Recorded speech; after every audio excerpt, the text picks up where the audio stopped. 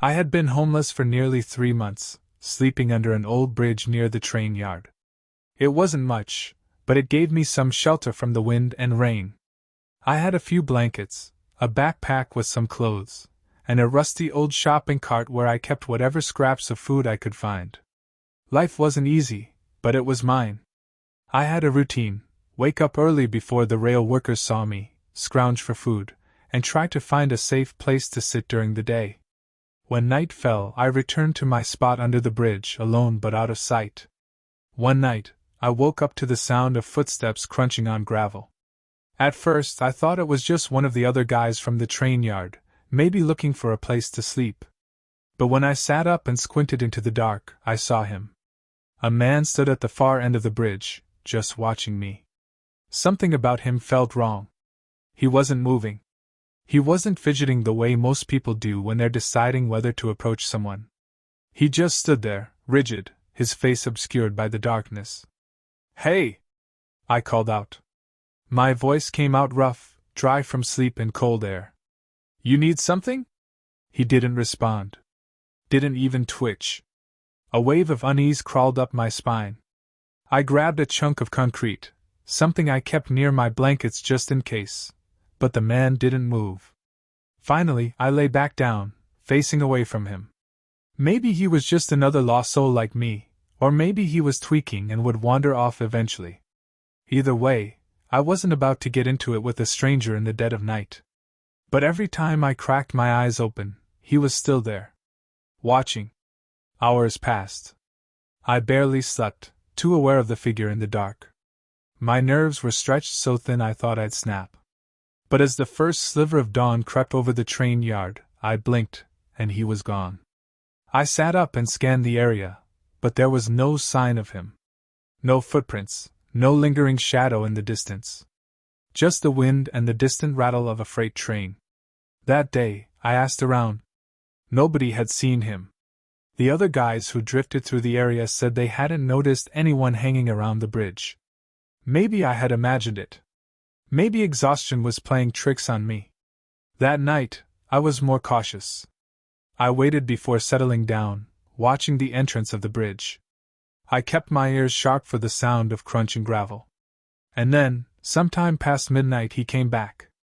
Closer this time. I could see him more clearly now. He was tall, dressed in dark, tattered clothes. His posture was wrong, too straight, like his spine was locked into place. His face was obscured by the dim light, but I could feel his stare drilling into me. "Get lost!" I snapped, my heart hammering. "I don't have anything for you." Silence. I picked up the chunk of concrete again and sat up, making it clear I wasn't afraid to use it. He didn't react. He didn't speak. He just stood there, staring, breathing. I could hear it now, slow, steady, like the wind through dead leaves. I didn't sleep that night. By morning, he was gone again. I should have left then. Should have packed up my things and found a different spot. But I was stubborn. This was my place, my small corner of a world that had taken everything from me. I wasn't going to let some weirdo scare me off. But the third night, he was even closer. I woke up with a start, my body ice cold despite the layers of blankets. I didn't need to look, I could feel him. The weight of his presence pressed down on my chest like a physical force. But I looked anyway. He was right at the edge of my makeshift bed, standing over me. I scrambled back, nearly knocking over my shopping cart. My breath came out in sharp gasps, my pulse roaring in my ears. He didn't move. Didn't react. But this time, I could see his face. And God, I wish I hadn't. His skin was gray, waxy, like a corpse left out in the sun too long. His eyes, too wide, too dark, stared at me, unblinking. His mouth was slightly open, revealing blackened gums and broken teeth. And then he smiled. Not a human smile. Not something meant for this world. It stretched too far, splitting the skin at the corners of his mouth. I ran. I didn't stop to grab my things, didn't look back. I sprinted across the gravel, past the train yard, down streets that had long since stopped feeling like home. My lungs burned, my legs ached, but I didn't care. I just needed to get away.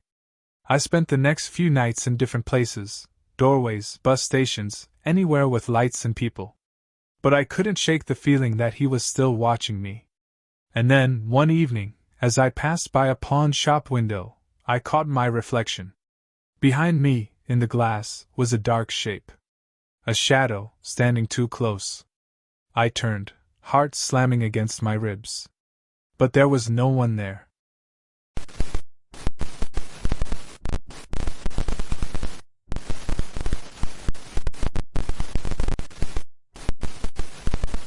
The biting wind howled a mournful symphony, tearing at the tattered remnants of my coat. Rain, a relentless, icy torrent, plastered my hair to my face, blurring the already indistinct shapes of the dilapidated cityscape. Homelessness had become my grim reality, a brutal teacher that had stripped away my illusions and left me shivering in the skeletal remains of what I once considered my life. Finding shelter had become a desperate, daily ritual, a frantic search for a temporary reprieve from the elements' relentless assault. That night, it was a forgotten subway tunnel that offered a sliver of respite. The entrance, hidden beneath a crumbling overpass, gaped like a monstrous maw, promising a respite from the storm's fury. Descending into the inky blackness, I felt a tremor of unease, a prickling of fear that was quickly overshadowed by the urgent need for warmth and dryness. The tunnel was eerily quiet save for the drip, drip, drip of water echoing through the cavernous space. The air hung heavy with the stench of damp earth and decay, a pungent cocktail that clung to the back of my throat. The dampness seeped into my bones, chilling me to the core despite the meager protection offered by the worn-out cardboard I'd salvaged for a makeshift bed. I huddled deeper into my makeshift shelter, trying to ignore the gnawing hunger and the ever-present fear. Days bled into nights, a monotonous cycle of shivering cold, gnawing hunger, and the constant, gnawing anxiety of survival. I'd found a small stash of forgotten canned goods in a nearby abandoned shop, enough to stave off starvation for a few days, but the precariousness of my situation was a constant weight on my chest. One night, as I lay curled in my makeshift bed, a new sound pierced the silence. A murmuring, a whispering, so faint at first that I almost dismissed it as the wind whistling through the cracks in the tunnel's crumbling walls. But then, the whispers grew louder, closer, swirling around me like an insidious fog. They were unintelligible, a cacophony of distorted sounds, not human speech, but something else. My heart pounded against my ribs, a frantic drumbeat in the oppressive silence. I strained my ears, trying to decipher the unsettling sounds. They were too distorted, too wrong, a guttural, rasping chorus that seemed to twist and writhe in the air. It wasn't just whispering. There was a sibilant hissing interspersed, a sound like air escaping a punctured lung, a sound that chilled me to my very core. Then, it came, a low, guttural chuckle, echoing through the tunnel. It wasn't human laughter, not the joyous sound of human mirth. It was something darker. Something ancient and sinister, a sound that mimicked human laughter but held none of its warmth or joy, only a chilling mockery. It was like the sound of something pretending to be human, a grotesque parody of amusement that curdled the blood in my veins. Panic clawed at my throat. I scrambled to my feet, my hands trembling as I gathered my meager possessions, the tattered blanket, the half-empty can of beans, the worn-out knife I carried for protection. Adrenaline surged through me, obliterating the cold and the fatigue. I had to get out. I had to escape whatever lurked in the darkness of that abandoned tunnel. I stumbled through the darkness, my heart hammering against my ribs, each footfall echoing deafeningly in the oppressive silence. The whispers pursued me, a shadowy chorus that seemed to cling to the very air I breathed. The guttural laughter followed, a mocking echo of my terror. Just as I reached the tunnel entrance, a sliver of moonlight illuminating the grim exit, I paused, a primal instinct compelling me to look back. My breath hitched in my throat. Movement in the shadows, a ripple in the darkness, something that defied definition. It wasn't human. It wasn't animal. It was other. Several shapes shifted in the darkness, impossible to discern fully, but the impression of size and something profoundly wrong was undeniable. Their forms were amorphous, shifting, like shadows that had somehow gained a malevolent sentience. I didn't wait to see more, didn't need to. The sight, the feeling of something utterly alien, something that violated the very fabric of the world as I knew it, sent a wave of icy terror through me. I burst from the tunnel, the rain and wind suddenly insignificant compared to the horror I had escaped. I ran, sprinting blindly through the rain-lashed streets, my lungs burning, my legs screaming in protest. I didn't stop running until I collapsed, exhausted and sobbing, on a park bench far from the menacing darkness of the abandoned tunnel. The experience left an indelible mark on me. The whispers still haunt my dreams, the guttural laughter echoing in the silent spaces of my mind. The chilling image of the amorphous shapes in the shadows still creeps into my waking hours, a stark reminder of the horrifying things that lurk in places we dare not look. Months later, I have found a new shelter, a cramped space in a homeless shelter, but the constant awareness of my vulnerability persists. The safety of the shelter is a fragile illusion, a thin veil against the dark fears that still haunt me.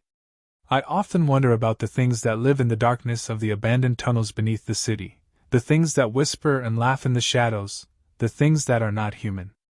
And I know, with a certainty that chills me to the bone, that I will never go back. The memory of those chilling sounds and the glimpses of the unspeakable entities in the gloom remains a constant reminder, a haunting testament to the things that exist beyond the realm of our understanding, and the terrifying reality that some places are best left undisturbed. The city, I know, sits atop a network of forgotten passages, and the darkness is vast. The fear isn't just about the possibility of returning to that place, it is the fear that something from that place might somehow find its way to me, here. The knowledge of what lies beneath the city, lurking in the dark, silent spaces, is a constant companion, a chilling reminder of the things that go bump in the night, and the even more terrifying things that go bump in the darkness beneath our feet. The whispers, I can still hear them sometimes, in the quieter moments, a reminder of the unseen horrors that lurk just beyond the veil of the everyday, a constant, insidious chill that runs deeper than the cold of the urban night. The cold and the dark are not just physical sensations, they are a psychic chill, a haunting reminder of the unimaginable terror I experienced. And that terror, I know, will always be with me.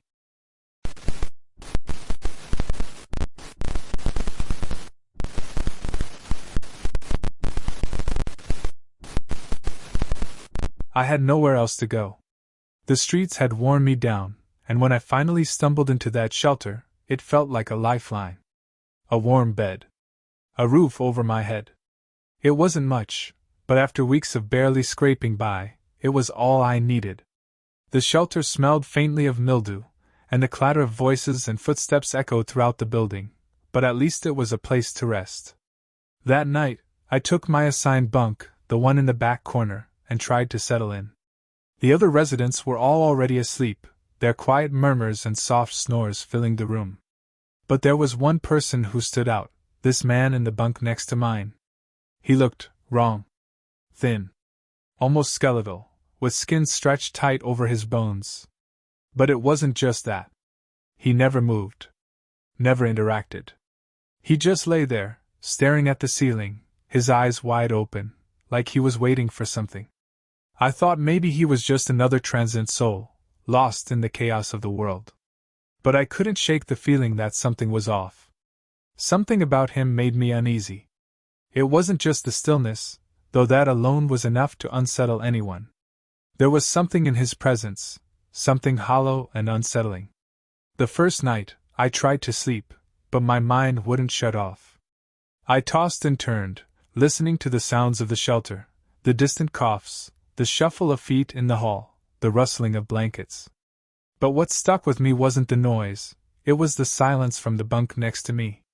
That man never shifted, never rolled over. Just still, staring.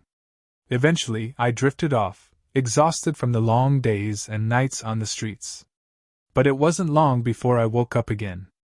At first, I thought it was the noise of someone else in the shelter, but it was much closer. Soft, faint, chewing. The sound was wet, rhythmic, like someone gnawing on something raw. I froze, staring into the darkness. The man in the bunk next to me hadn't moved, but I could hear the chewing. Slow. Steady. Like he was eating something in the dark. I wanted to turn away, to ignore it, to tell myself I was just imagining things. But I couldn't. I turned my head slightly, barely enough to see him in my peripheral vision. He was sitting up now, hunched over, his head lowered.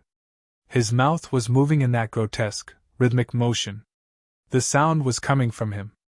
I couldn't see what he was eating, but the way the darkened shape of his mouth moved, it felt wrong. And the smell, faint but noticeable, it was metallic. Like something too familiar, something I didn't want to think about. I was frozen. I couldn't move. I couldn't speak. My heart pounded in my chest, and every instinct told me to look away, but I couldn't. I didn't even want to blink. The man's eyes, his eyes locked on me. They were black. Pure black. Empty, soulless, like there was nothing behind them. No reflection. No humanity. Just dark, endless voids. They weren't human. I blinked once. Twice. And when I opened my eyes again, he was lying down again. Still.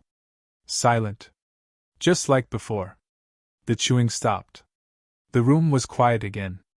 I wanted to believe I'd imagined it, that I'd just fallen into some kind of nightmare after a long, exhausting day. But I couldn't shake the image of those eyes, the way they pierced through me. The next morning, when I woke up, I looked to my left. The bunk was empty. The man was gone. No sign of him at all. I sat up, scanning the room. No one else seemed to notice anything odd.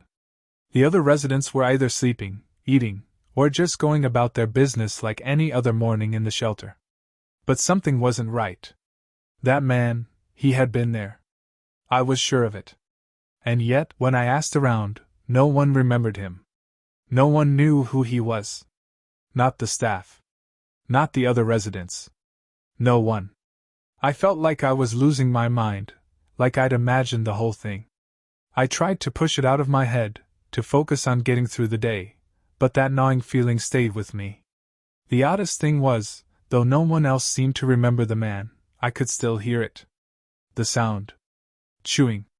It wasn't loud. Not at first. Just a faint, distant noise. But it was there. Every so often, it would creep up from somewhere, close, but never quite near enough for me to pinpoint. It followed me through the shelter, echoing in the back of my mind. The soft, rhythmic chewing that never stopped. That night I couldn't sleep. I stayed awake, listening. Waiting. The sound of chewing was still there. But this time, I wasn't going to let it get to me.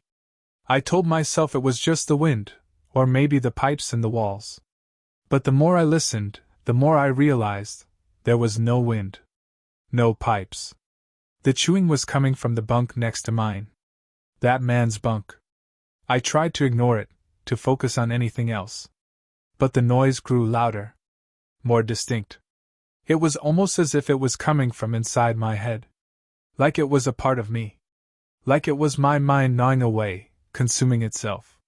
And that's when I saw it. Out of the corner of my eye, I saw a shadow.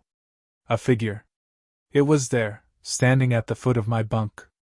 I couldn't look directly at it, but I felt its presence. My heart raced. I wanted to scream, to shout out to someone. But when I turned to look, the room was still. Empty. The shadow was gone. But the chewing, the gnawing, was still there. It had followed me, somehow. It never stopped. The next morning, I asked the staff again, more desperately this time. I described the man, his empty eyes, the strange behavior. But once again, no one remembered him. They looked at me like I was crazy. The bunk was empty, and no one had ever seen the man. It was as if he never existed. But I knew I hadn't imagined it. And the worst part? The chewing never stopped. It followed me. Even after I left the shelter, I could hear it. Every night, it gnawed at the edges of my thoughts, a constant reminder of something I couldn't explain. It wasn't just in the shelter, it was everywhere I went. In the silence of the night. In the quiet moments between sleep and wakefulness. The sound of chewing. The gnawing. The memory of those black eyes. I couldn't get away from it. I don't know who or what that man was, but I know one thing: he's still out there. Watching. Waiting. And the chewing? It never stops.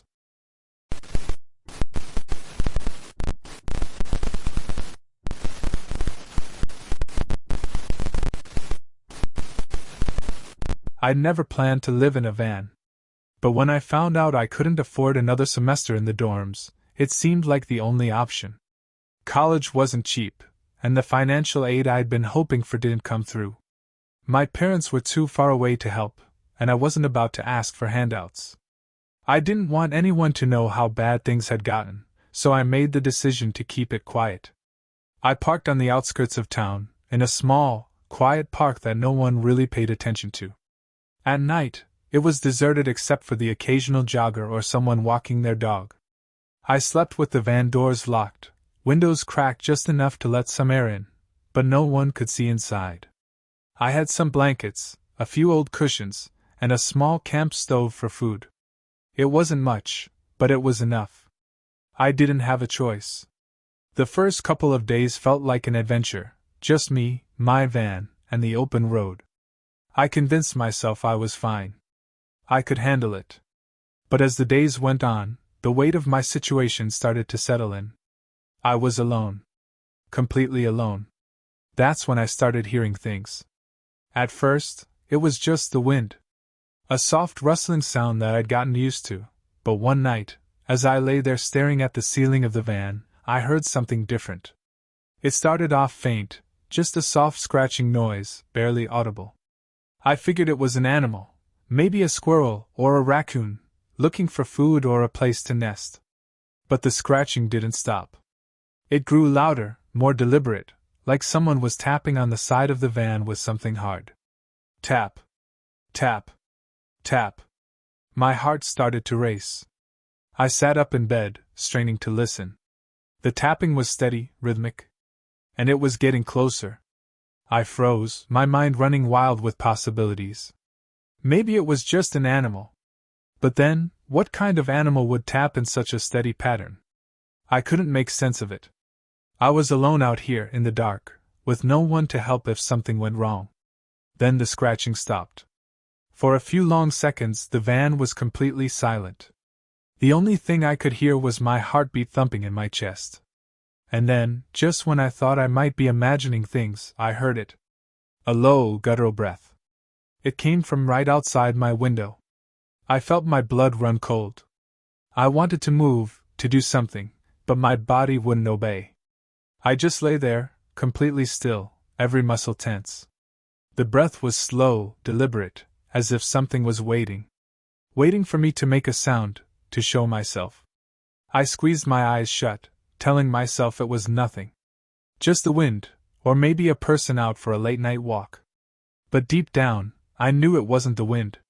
The breathing continued, heavy and labored, as if something was standing right there, just outside the van, waiting for me to react. I didn't dare look. I didn't want to see whatever it was. I just lay there, trying to slow my breathing, my pulse racing in my ears. Time felt like it stretched on for hours, but I couldn't move.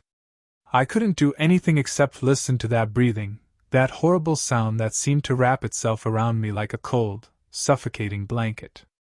And then, as quickly as it had started, the breathing stopped. The silence that followed was almost worse than the sound itself.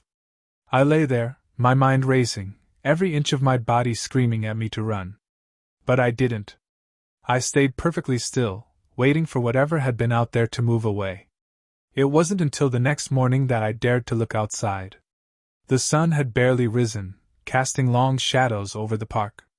I stepped out of the van, trying to shake off the lingering sense of dread that clung to me like a second skin. That's when I saw it. Long, deep scratches ran down the side of the van, raking into the metal with a force that could only have come from something, or someone, strong enough to do it. The marks matched the rhythm of the tapping I'd heard the night before. My stomach twisted as I stared at them. Whoever, or whatever, had been out there had been deliberate. They'd wanted me to know they were there. I swallowed hard, trying to push down the fear rising in my chest. Maybe it was just some kids, bored and messing around. Maybe it was a stray animal. But something deep inside me told me that wasn't the case. There was something else at play here, something far worse than I could understand. I needed to leave. The next few days were a blur. I packed up my things and left the park, but I couldn't shake the feeling that it was waiting for me. Whatever had been outside the van, it wasn't done. It wasn't finished with me. The hardest part was pretending everything was fine when it wasn't. I had to go back to school, back to classes, and pretend like nothing had happened.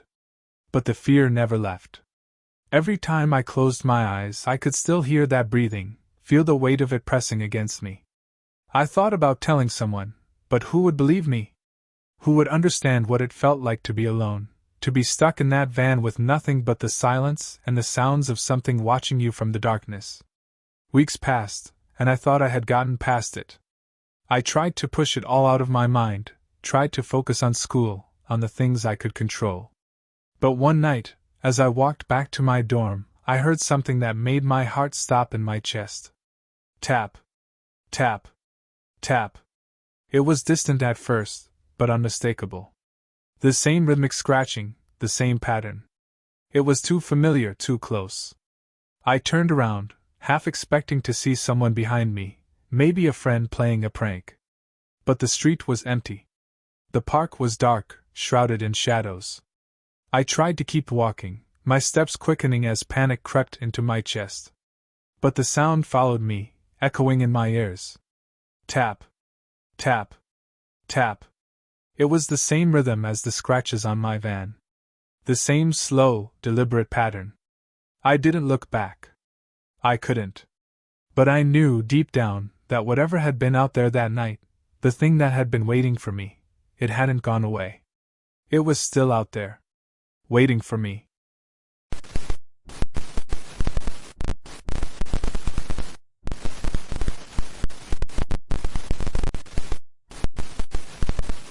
I had nothing when I hit Seattle, no family, no friends, just the cold concrete and the alleyways that became my home. You'd think the worst part would be the hunger, the sleepless nights, or even the constant danger of other people, but none of that compared to what I experienced. It started in the Pioneer Square area, near the old brick buildings and under the train tracks. It was one of those places people forgot existed, the part of the city no one paid attention to, even during the day. The streets were always covered in wet, greasy puddles, the air thick with the smell of rust and old wood. The city seemed alive in some ways, yet empty in others. I found a little spot to sleep behind a stack of old crates, hidden from sight. But something felt wrong that night. I couldn't put my finger on it, but there was a weight in the air, something pressing down on me, suffocating. I tried to sleep, curling into the fetal position on the damp concrete, but I couldn't shake the feeling I wasn't alone. Every time I closed my eyes, I could hear footsteps, slow and deliberate, pacing around me. When I opened my eyes, no one was there. I thought it was just the cold and exhaustion messing with me. But it kept happening. After a few nights, I noticed the signs: discarded clothing, empty bottles, bits of food, all scattered in places where no one should have been. The deeper I ventured into the city, the more I found. It was like some shadow was moving just under the surface. A part of Seattle that no one talked about. The forgotten places where people like me, lost, discarded, unnoticed, gathered. But there was something more. The things I couldn't explain, things I wasn't sure I wanted to. One evening, while scavenging near a bus stop for anything I could use, I saw him. He was sitting on a bench, a man in his mid-50s, with a rough face and hollow eyes like he hadn't slept in years. His hair was unkempt, tangled, like it hadn't seen a comb in decades. He wasn't looking at me, but his eyes were moving, darting around like he could see something I couldn't. I was used to strange people in the streets, but there was something about him that made my stomach twist. He didn't say anything, but when I got closer, he mouthed something at me. "Don't go to the tunnels." I thought he was just another crazy person, a muttering fool in the city. But something in his expression stopped me cold. The desperation in his eyes, the fear that lay beneath his hollow gaze, it was too real to ignore. But I didn't listen. Instead, I nodded at him, gave him a half smile, and moved on, telling myself he was just another person lost to the streets. Still, his words stuck with me. Something about them gnawed at the back of my mind. That night, I couldn't sleep. I kept tossing and turning in my cramped spot behind the crates. The sounds of the city were always with me: sirens, the thrum of distant trains, people shouting. But something else joined the usual noise, a soft scratching, faint but unmistakable. I froze. It wasn't the wind or the normal city noise. No, this was something else. Something deliberate. A scratching that grew louder, closer. I shot up, heart racing. I looked around, but there was nothing. The alley was empty. Yet that scratching, that terrible sound, still echoed in my mind. As much as I wanted to believe it was nothing, I knew better. It felt like something was watching me. I tried to shake it off. I had to get some rest. But I couldn't. The more I thought about the man and his warning, the more I felt drawn to it. The tunnels. What were they? And why did he warn me? The next day, I found myself walking through the city, aimlessly at first, but my feet seemed to move on their own, pushing me deeper into the forgotten parts of Seattle. I found myself near the old apartment complex in the heart of the city's decaying industrial sector, where no one seemed to go anymore.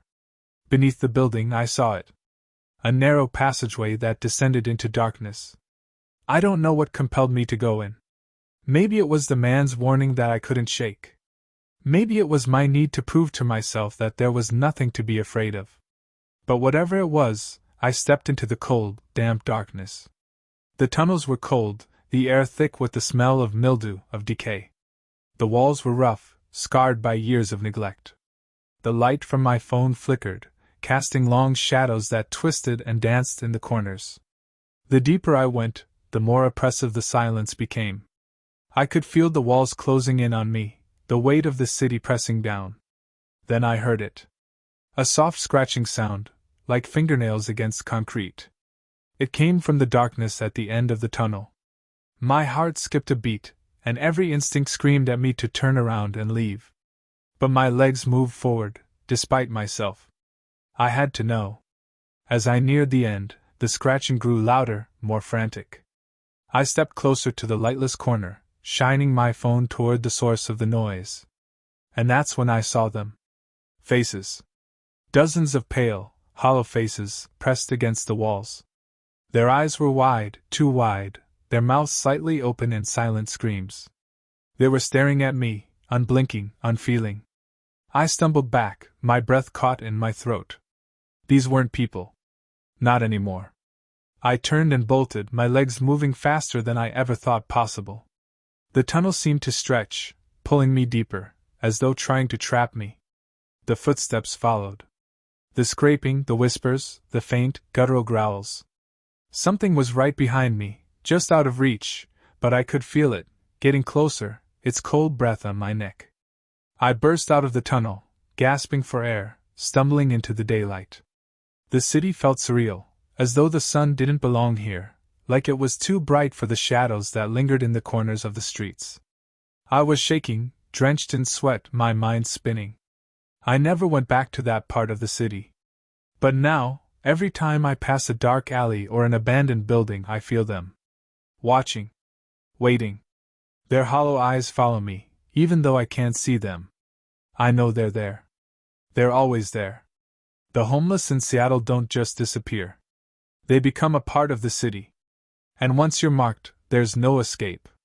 I thought I was just another lost soul, another casualty of life on the streets. But the city had other plans. Now every night, when I try to sleep, the footsteps come again. Slow, deliberate, pacing around me, as though waiting for something. I don't know if I'm hallucinating or if it's real, but I can feel it. Those hollow faces, those eyes, always watching. And I know, deep down, I'm never truly alone. The shadows beneath Seattle are more than just forgotten places. They're alive. And they're hungry.